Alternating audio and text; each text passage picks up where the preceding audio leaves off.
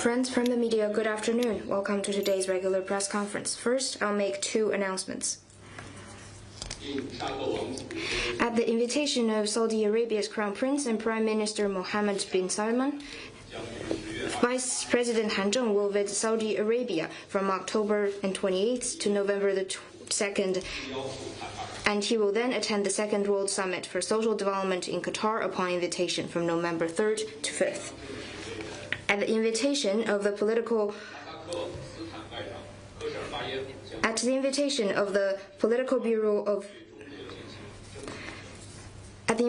member of the Political Bureau of the CPC Central Committee and Foreign Minister Wang Yi, Kazakhstan's Minister of Foreign Affairs will pay an official visit to China from October 27th to 28th. Now the floor is open for questions. Yesterday, Premier Li Qiang ended his visit to Singapore. Could you share more information of the visit and China's comment on the significance of the visit? Thank you.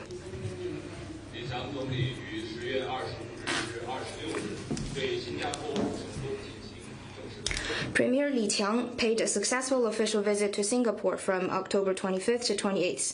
During the visit, he met and had talks with Acting President Eddie Till and Prime Minister Lawrence Wong and attended the China-Singapore Business Roundtable with the Deputy Prime Minister Gan Kim-yong. The visit achieved fruitful outcomes and bears great significance to the enriching and developing to China-Singapore all-around high-quality and future-oriented partnership. The two sides are committed to all-around cooperation and consolidating political mutual trust. This year marks the 35th anniversary of China-Singapore diplomatic relations, and the two sides will follow the strategic guidance of both leaders to carry forward the traditional friendship and deepen the substantial bilateral relations. Singapore reiterated its commitment to the One China principle and firm opposition to Taiwan independence. The two sides are committed to the characterization of developing high-quality partnership and working for mutual benefit.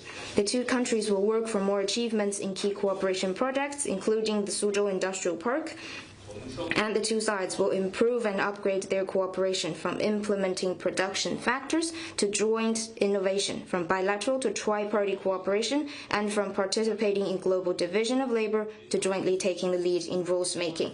The two sides are committed to the future-oriented direction and synergizing their strategies. Premier Li Qiang stressed that the recommendations for formulating the 15th five-year plan provide important opportunities for China-Singapore cooperation in the coming years. Singapore congratulated the successful convening of the fourth plenary session and expressed the hope that the 15th five-year plan will benefit the region and beyond. The two sides reiterated that they will uphold multilateralism and free trade for a greater development. The development of China and Singapore creates opportunities for each other, and China stands ready to work with Singapore to uphold mutual respect, mutual trust, and open cooperation, and jointly make greater contribution to regional peace, stability, and development. Next one, please.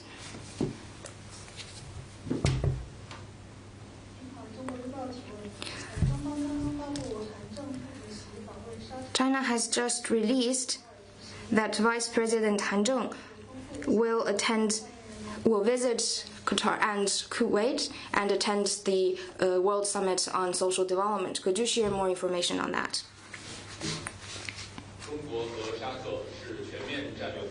China and Saudi Arabia are comprehensive strategic partners. Kuwait and Qatar are China's strategic partners. At the end of 2020, President Xi Jinping paid a state visit to Saudi Arabia and attended the first China-Gulf Cooperation Council Summit and the first China-Arab States Summit. Since then, China's relations with Saudi Arabia, Kuwait, and Qatar has scored remarkable progress. China's political mutual trust with the three countries have been consolidated. Our results-oriented cooperation with fruitful results in various fields and people-to-people and cultural exchanges closer. This is an important high-level interactions between China and countries in the Middle East. During the visit, Vice President Han Zheng will have an in-depth exchange of views with relevant parties on bilateral relations and issues of mutual interest. Vice President Han Zheng will also attend the Second World Summit for Social Development in Doha, capital of Qatar. Humanity lives in a community with a shared future. and a common stake, and social development bears on common good of people worldwide.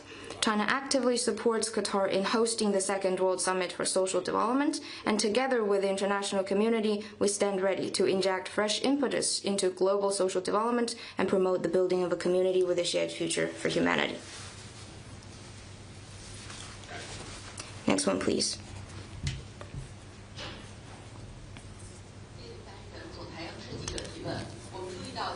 We noted that today the Foreign Ministry hold the Lanting Forum on improving global governance to build a community with a shared future for humanity. Could you share more information with us, and what information does Chinese side hope to provide? On September the 1st this year, President Xi Jinping solemnly put forward the Global Governance Initiative at the SCO Tianjin Summit. In less than 2 months since its inception, the international community has warmly responded to it, and the initiative is unequivocally supported by over 140 countries and international organizations. Many of them said that they expect to take this as an opportunity to promote the reform and building of a global governance system. We hold the Lanting Forum under the theme of improving global governance to build a community with a shared future for humanity, aims to discuss how to improve global governance, effectively respond to global challenges, expand solidarity, cooperation, and consensus, and to pull strengths for implementation of the GGI. The forum has attracted the attendance of representatives from international organizations, former political figures, diplomatic envoys, as well as representatives of international and regional organizations, scholars, and media representatives, fully demonstrating the influence and significance of the GGI. Foreign Minister Wang Yi attended the Lanting Forum and delivered remarks under the theme of implementing global governance system to build a community with a shared future for humanity, to elaborate on the significance of the initiative and stressed that the initiative resonates with the needs of the world and call of the people, and together with the Global Development Initiative, Global Security Initiative, and the Global Civilization Initiative, inject much-needed stability and certainty for the turbulent world. Its most clear message is to pull strengths of solidarity, most firm stance in upholding multilateralism, and the vision to pursue a just future.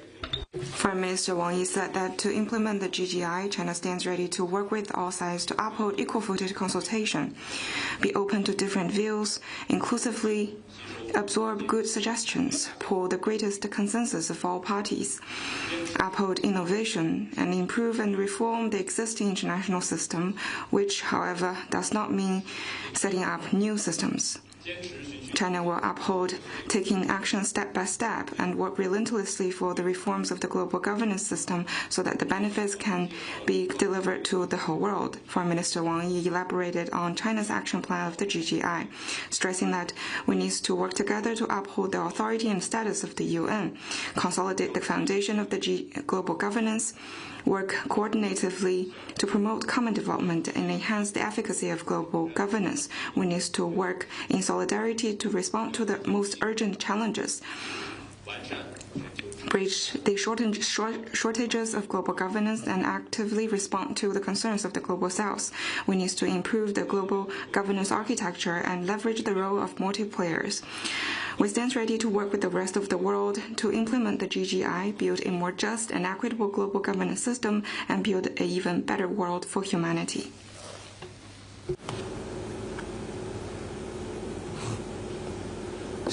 Next one, please. 谢谢发言人德新社提问。 DPA. German Foreign Ministry last Friday said that its Foreign Minister Wattfall cancelled its planned visit to China and postponed the visit. The spokesperson of the Foreign Ministry said that it did not confirm any other meetings other than the meeting between the two foreign ministers. Can you comment on that? 中方始终从 China views and develops its relations with Germany from a strategic and long-term perspective. China and Germany, as two major countries and economies in the world, engage in mutually beneficial cooperation with each other. Especially given the current circumstances, it is all the more important and imperative for the two sides to uphold mutual respect, equality, and win-win cooperation, and advance the bilateral relationship along the right track. 下一个问题。 Next one, please.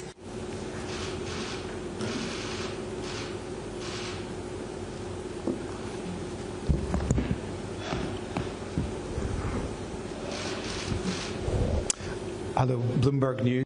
彭博社。中美就贸易协定框架达成了一致，而且称特朗普和习近平主席将会会谈并敲定相关细节，中方对此有何评论？包括对大豆等问题，贝森特进行了一些表态，中方对此有何评论？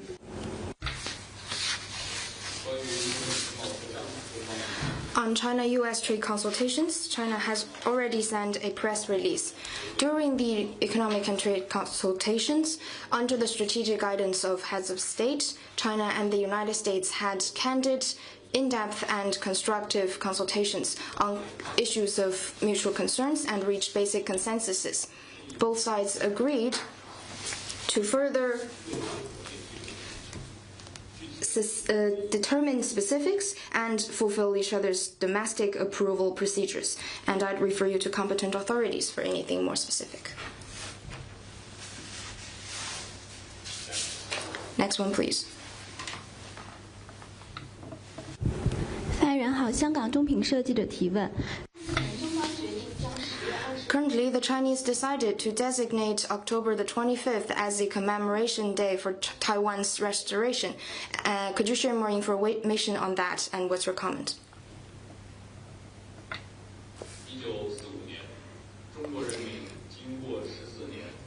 In 1945, after 14 years of relentless fight, China has secured the victory in the Chinese People's War of Resistance against Japanese aggression and the World Anti-Fascist War. On October the 25th that year, the ceremony to accept Japan's surrender in the Taiwan province of China, war threater of the Allied powers, was held in Taipei. Since then, Taipei and the Penghu Islands have come back under China's sovereign jurisdiction. Taiwan's restoration is an important outcome of the victory of the Chinese People's War of Resistance against the Japanese aggression, a key and solid evidence of China's restoration of exercise of sovereignty over Taiwan, and part and parcel of the fact Taiwan is part of China, rooted in history and backed by international law. 80 years on after Taiwan's restoration, the Standing Committee of the NPC decided to designate October the 25th as the commemoration day. That shows the firm stance of the Chinese people of all ethnic groups to uphold the One China principle and defend national sovereignty and territorial integrity. The pursuit of the Chinese sons and daughters at home and abroad, including the Taiwan compatriots, and the firm resolve of the Communist Party of China in pursuing the historic mission and realizing China's complete reunification.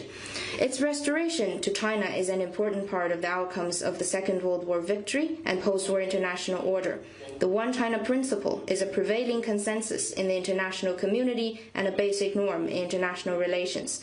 The creation of the Day of Taiwan's restoration will greatly consolidate international commitment to the fact that there is but one China in the world, and Taiwan is an inalienable part of China's territory. We hope that countries across the world stay committed to the One China principle, firmly uphold the outcomes of the victory of the Second World War, support Chinese people's just cause to oppose Taiwan independence, separatist activities, and achieve complete reunification. Next one, please. 路透社。普京总统在周天的时候说，俄罗斯已经有了非常高端的导弹技术，中方对此有何评论？ We noted relevant reports. 下一个问题。 Next one, please.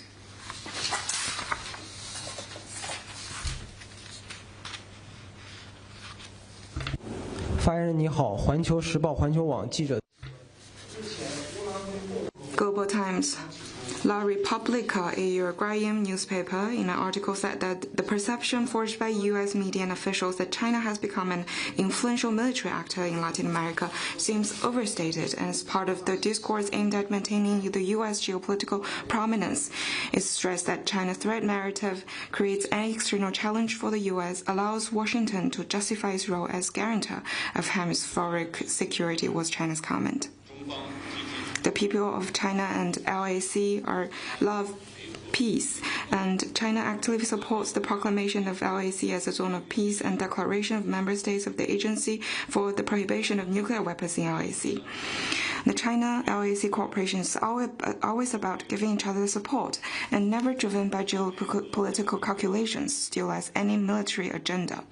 The fact is clear in the eyes of the people of LAC that the false narratives picturing China as a threat can hardly convince anyone in the region, who is hampering peace and stability in LAC through unilateral military operations. The answer is rather evident. We urge certain countries to respect facts, heed the call from regional countries and their peoples, and stop smearing and vilifying China-LAC relations. Otherwise, they will simply find themselves repelled and rejected by regional countries and their peoples. Next one, please. Another question from 路透社。菲律宾总统马克思在东盟美国峰会上表示，包括中方危险且强制使用各种设备等行为已经在南海形成了一些关切，中方对此有何评论？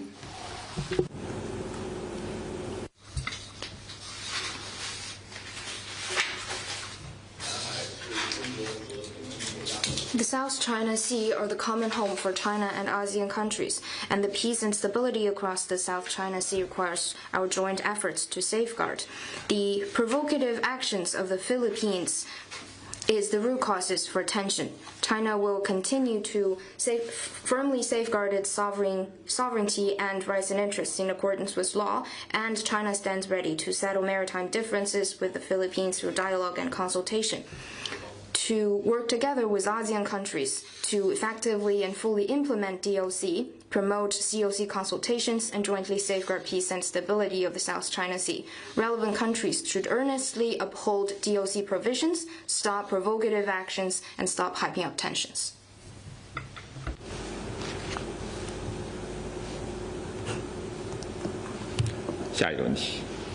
Next one, please.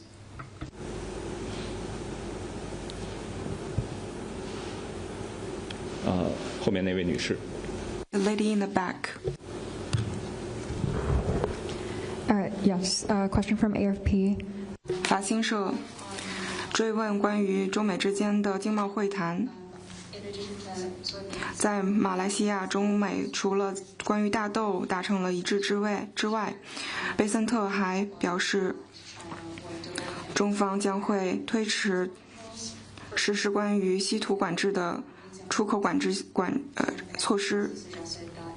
美方还说，中美将会就 TikTok 达成最终的交易协议，中方对此有何评论？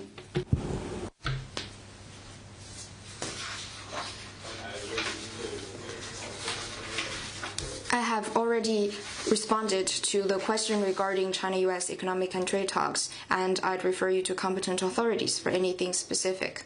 On TikTok, China's position remains consistent.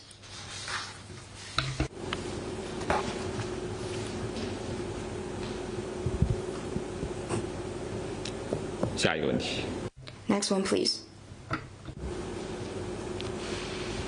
Bloomberg News again.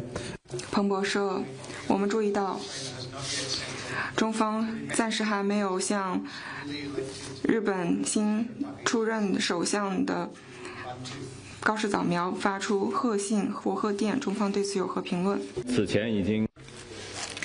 We have answered this question more than once, and China has made appropriate arrangements in accordance with diplomatic practices. Next one, please.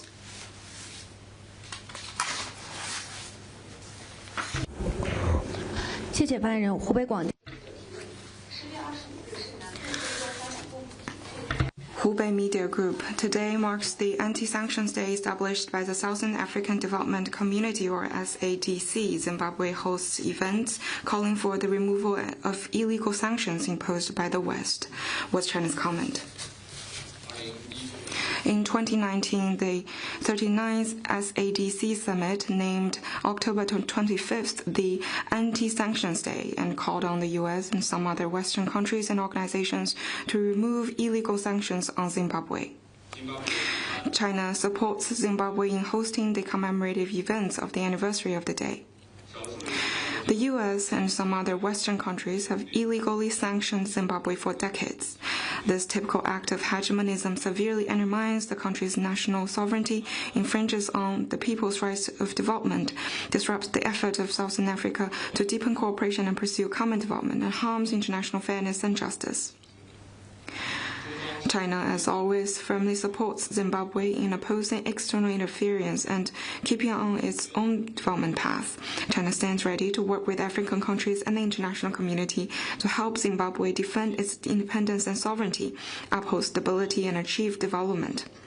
We once again urge the few countries and organizations to lift the illegal sanctions on Zimbabwe as soon as possible and take responsible and concrete measures to help the country develop its economy and improve people's well-being.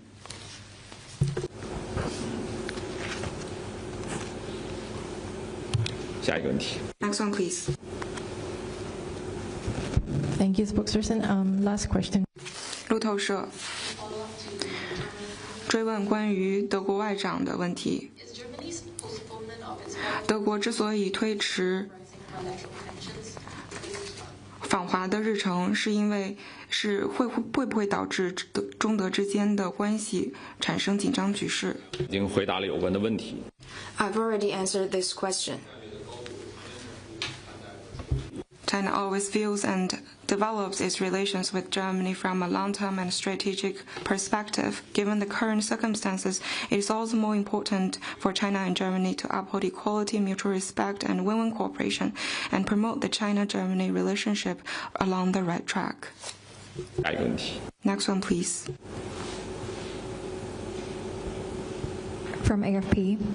法新社。 习主席和特朗普在10月底的会见有没有相关日程安排？中方对于这次会见有什么样的期待？对于细节能不能介绍更多的信息？请再重复一下你的问题。 Could you please repeat your question? My question is, what is on the 10月23号，习近平和特朗普在韩国进行会面时，中美两方将会讨论什么样的问题？特朗普表示将会就中美经贸问题进行讨论，中方能否就这一次会谈提供更多的消息？双方就两。 China and the United States maintain close communication on the meeting between the two heads of state, and we will release any information when available. 下一个问题。 Next one, please.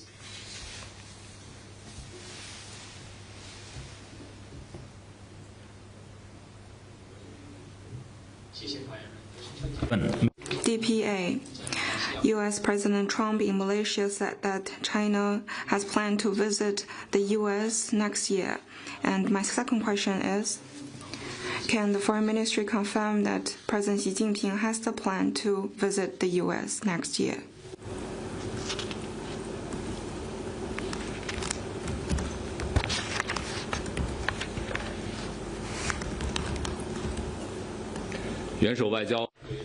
Heads of state diplomacy plays an irreplaceable strategic guidance for the development of China-U.S. relations. Both heads of state maintain close communication and exchange. Regarding the specifics you raised, I have no information to provide. 下一个问题。 Next one, please.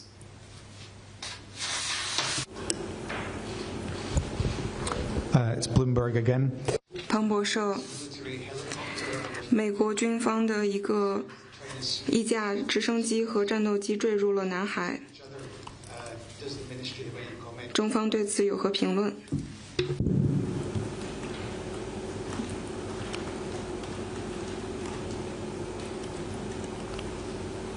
中方注意到有关。 China noted relevant reports. If the United States had any request, then China will provide necessary assistance out of humanitarianism. Let me stress that relevant military aircrafts are crashed during military drills in the South China Sea. The U.S. is flexing its muscles by sending military aircraft into the South China Sea frequently, and this serves as a root cause for sabotaging regional peace and stability and maritime security issues.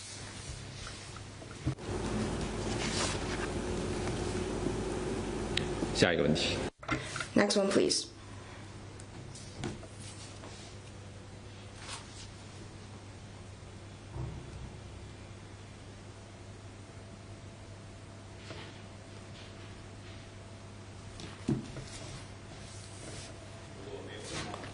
If there are no further questions, this is the end of today's press conference. Thank you.